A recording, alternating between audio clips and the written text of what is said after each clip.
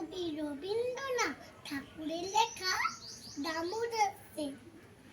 অল্পেতে খুশি হবে দামোদর সেন কি, মুরগির মোয়া চাই, চাই ভাজা ভেটকি। আনবে কতকি জুতো, মুরগিতে ঘেলো জলপাইগুড়ি থেকে। এনে কই জিও না, চাটনিতে পাওয়া যাবে বোয়ালের টিকিট কিনে বাজারের থেকে।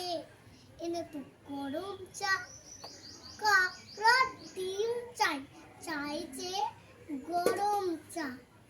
না হয় খরচা হবে, মাথা হবে কি।